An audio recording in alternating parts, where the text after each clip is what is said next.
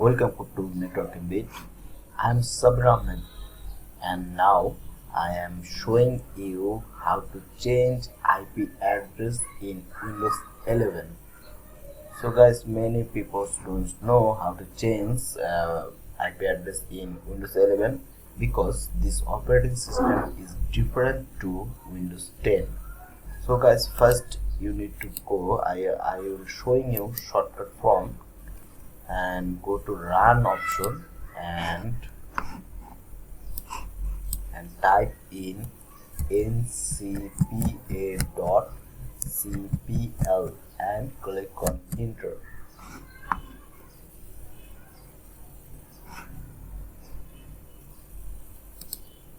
Yes, now you can easily change IP address as like Windows 10.